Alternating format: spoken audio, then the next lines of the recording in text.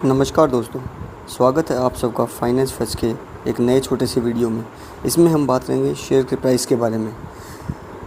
अगर आप भी स्टॉक मार्केट में इन्वेस्ट करते हैं या इन्वेस्टर हैं तो आपने एक चीज़ पक्का देखी होगी कि शेयर का जो भी प्राइस है वो कभी भी कांस्टेंट यानी स्थिर नहीं रहता है, वो बहुत जल्दी से ऊपर या नीचे होता रहता है। तो क्या कभी आपने ये जानने की कोशिश की है कि स्टॉक मार्केट का जो प्राइस है, जो शेयर का, वो जो शेयर का प्राइस है वो क्यों ऊपर नीचे इतना ज़्यादा मूव होता है, ऊपर या नीचे होता है, वो एक जगह पे टिक के नहीं रहता है। तो आज हम इसी वीडियो में इसी विषय पे बात करेंगे, शेयर का जो प्राइस है वो कैसे डिसाइड होता है और वो क्यों इतनी जल्दी ऊपर या नीचे होता है। तो चलिए शुरू करते हैं आज का वीडियो। शेयर का जो प्राइस होता है वो रेट होता है जिसके ऊपर शेयर का जो बायर होता है और जो शेयर का सेलर होता है वो दोनों डिसाइड करते हैं कि हम दोनों एक पर्टिकुलर प्राइस के ऊपर बेचने के लिए राज़ी हैं। क्योंकि अब अगर आपने थोड़ा सा भी आपको मार्केट का नॉलेज रहा होगा तो शेयर मार्केट में जब एक बार स्टॉक मार्केट पे जो है शेयर लिस्टेड हो जाता है उसके बाद में कंपनी का इससे कोई लेना देना नहीं होता है। और जो स्टॉक एक्सचेंज के ऊपर जितने भी शेयर्स लिस्टेड होते हैं उनमें सिर्फ कोई ना कोई बायर या कोई ना कोई सेलर होता है, उसमें कंपनी का कोई लेन देन नहीं होता है। तो अगर आपको किसी कंपनी का शेयर लेना है तो आपको उसके लिए बायर ढूंढना पड़ेगा और वो बायर भी आपको स्टॉक एक्सचेंज पे मिलेगा। आप वहाँ पे बिड डालेंगे या तो आप वहाँ पे डिमांड डालेंगे, और अगर आपको सेम जो आपने डिमांड डाला है उस प्राइस के ऊपर अगर सेलर मिलता है तो वो आपको जो डिमांड डाला उस पर सेलर अगर बेचने के लिए राजी है तो आपका जो डील है वो एग्जीक्यूट हो जाता है और आपको शेयर जो है आपके अकाउंट में आ जाता है। तो जो शेयर प्राइस जो है वो शेयर प्राइस वह प्राइस होता है जिसके ऊपर सेलर और बायर दोनों एक साथ राजी होते हैं, और दोनों जो सेलर है वो सेल करने के लिए राजी हो जाता है शेयर को, और आप यानी बायर हो तो आप उसको उतना शेयर का प्राइस देने के लिए तैयार हो जाते हो। तो इतना सा आपको समझ आ जाएगा कि शेयर का प्राइस होता क्या है। अब अगर हम एग्जांपल के लिए देखें कि जो स्क्रीन पे अगर हम देख सकते हैं, जैसे कि एचडीएफसी बैंक का हमने स्क्रीनशॉट लिया हुआ है। एचडीएफसी बैंक का अगर हम स्क्रीनशॉट देखते हैं तो 1533 रुपये इसका ट्रेडिंग प्राइस दिखा रहा है। तो आपने कभी सोचा कि क्या ये शेयर का प्राइस है या क्या है शेयर प्राइस? ये जो शेयर प्राइस हम नॉर्मली ऐप्स पे या जो प्लेटफॉर्म पे देखते हैं, ये जो शेयर का प्राइस होता है इसको जो बोलते हैं वो लास्ट ट्रेडेड प्राइस बोलते हैं। इसको बोलते हैं लास्ट ट्रेडेड प्राइस, यानी कि जो लास्ट प्राइस जिसके ऊपर या तो ये शेयर बेचा गया या तो ये ख़रीदा गया, ये वो शेयर का प्राइस होता है। तो आपने कभी ये सोचा है कि जो एचडीएफसी बैंक का ही एग्जांपल अगर हम लें कि एचडीएफसी बैंक क्या जब कभी स्टॉक मार्केट में लिस्ट हुआ था फर्स्ट टाइम, तो क्या वो जब आईपीओ से लिस्ट हुआ था तो क्या उसका प्राइस 1533 रुपये था या इससे कम था या ज़्यादा था? और अगर कम था तो ये जो प्राइस है वो आज 1533 रुपये इतना आसमान को क्यों छू रहा है? तो उसके कारण हम जानने की कोशिश करेंगे कि ये क्यों होता है और क्या होता है। हम एचडीएफसी के शेयर का ही एग्जांपल लें तो एचडीएफसी बैंक का जो शेयर था वो 1995 में फ़र्स्ट टाइम लिस्ट हुआ था स्टॉक एक्सचेंज पे, और उस टाइम इसकी जो वैल्यू थी वो सिर्फ 5 रुपये थी। लेकिन अगर आज हम बात करें 2023 में तो जो एचडीएफसी बैंक का शेयर है वो 1500 रुपये प्लस का है, और ये आज का प्राइस है। लेकिन ये कभी इससे भी ज़्यादा था और अभी ये करेक्शन मोड में है। तो हमको ये समझने की ज़रूरत है कि एचडीएफसी बैंक में ऐसा शेयर में ऐसा क्या हुआ कि 5 रुपये से आज 1500 रुपये प्लस पे ट्रेड कर रहा है। और इसको जानने के लिए हमें इसकी कुछ बैक एंड की चीज़ें समझने की ज़रूरत है कि ये ऐसा क्यों होता है कि ये जो शेयर का प्राइस है वो इतना ज़्यादा हैवीली फ्लक्चुएट होता है और इतना ज़्यादा भागता है या कम होता है। क्यों? क्योंकि हमको एक तरफ तो हम ये बोल रहे हैं कि इसमें कंपनी का कोई लेना देना नहीं है कंपनी के शेयर प्राइस में, और दूसरी तरफ हम बोल रहे हैं कि कंपनी का जो शेयर प्राइस इतना भाग गया है। तो इसके लिए हमको कुछ एक चीज़ें जानने की ज़रूरत है कि क्यों ऐसा हो रहा है। इसके लिए हमको सबसे पहले बेसिक सी आईपीओ के बारे में बेसिक आइडिया होना चाहिए कि आईपीओ क्या होता है। आईपीओ क्या होता है कि जो प्रोसेस होता है इनिशियल पब्लिक ऑफर, जिसके थ्रू स्टॉक मार्केट में या स्टॉक एक्सचेंज पे कोई कंपनी पहली बार अपने शेयर्स को लिस्टेड करती है, जहाँ से जो इन्वेस्टर्स हैं वो उसके शेयर परचेज़ कर पाते हैं। इससे पहले कोई ऑप्शन नहीं होता है किसी भी इन्वेस्टर के पास कि वो उस कंपनी के शेयर परचेज़ कर पाए। तो आईपीओ के प्रोसेस में एक ऑप्शन होता है कि अंडर राइटर्स, जो इन्वेस्टमेंट बैंकर्स होते हैं या इन्वेस्टमेंट बैंक्स होते हैं नॉर्मली, जिनको वो पर्टिकुलर कंपनी अपॉइंट करती है, और वो जो इन्वेस्टमेंट बैंक्स हैं वो एक प्राइस बैंड डिसाइड करते हैं कि आपको जो शेयर मार्केट में लिस्ट करना है तो उस एक प्राइस बैंड में ही आपका जो स्टॉक है वो लिस्ट हो पाएगा।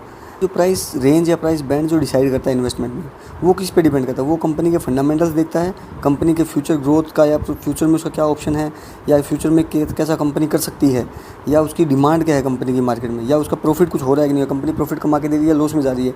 इन सब के मद्देनज़र जो इन्वेस्टमेंट बैंक्स होते हैं वो लोकल मार्केट में सर्वे करते हैं या लोकल मार्केट से एसेस करते हैं, और उसके बाद में एक प्राइस का बैंड डिसाइड करते हैं। तो इसी को अगर हम थोड़ा फर्दर सिंप्लीफाई करते हैं और प्रोसेस से समझते हैं, तो अगर मान के चलिए कि एचडीएफसी बैंक का अगर हम एग्जांपल लेंगे, एग्जांपल के लिए कि एचडीएफसी बैंक ने जब आईपीओ लिस्ट किया तो उसका जो इन्वेस्टमेंट बैंकर्स थे उन्होंने एक प्राइस बैंड डिसाइड किया, मान के चलिए कि 50 रुपये से लेकर के 70 रुपये के बीच में ये प्राइस बैंड डिसाइड किया।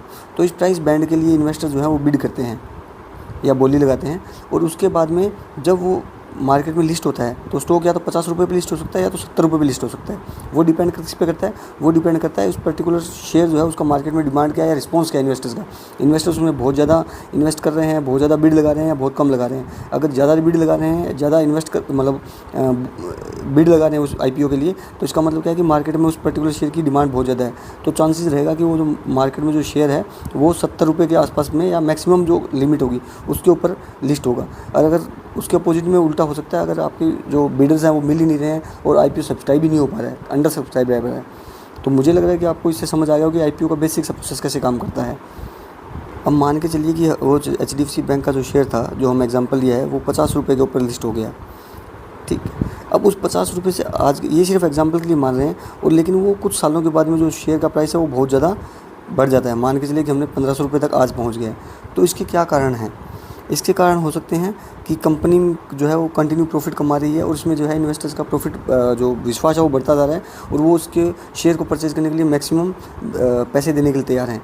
तो जितना वो लोग जो बायर्स हैं वो पैसा देने के लिए तैयार होंगे, उतना ही सेलर्स हैवी या हाई रकम लेके जाएंगे, और उससे सेम जैसे मार्केट में था वैसे इसका प्राइस जो है वो बढ़ता जाएगा। ये एक बेसिक सा कारण है कि जो शेयर का प्राइस है वो धीरे धीरे बढ़ता रहता है।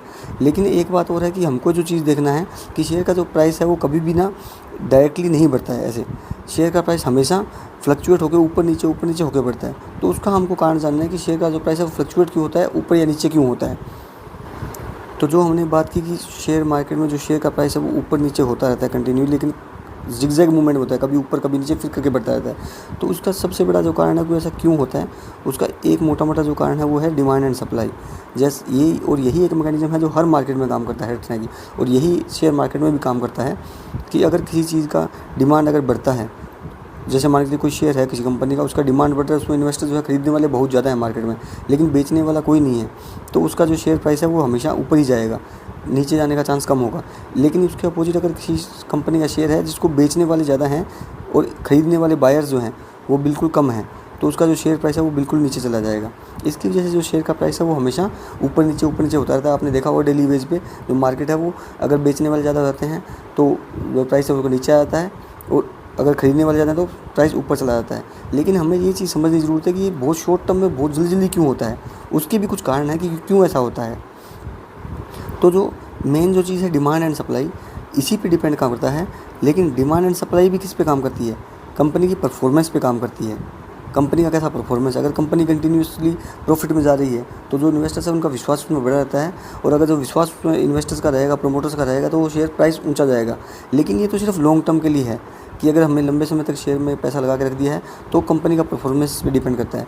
लेकिन अगर हम शॉर्ट टर्म के लिए जो डेली अगर हम देखें, डेली के टाइम पे हर सेकंड में हर मिनट में बदलता रहता है, यानी शॉर्ट टर्म के लिए, उसमें भी जो प्राइस का जो फ्लक्चुएशन होता है या जो प्राइस का जो चेंज होता है वो क्यों होता है? उसका कारण है मार्केट की कंडीशंस।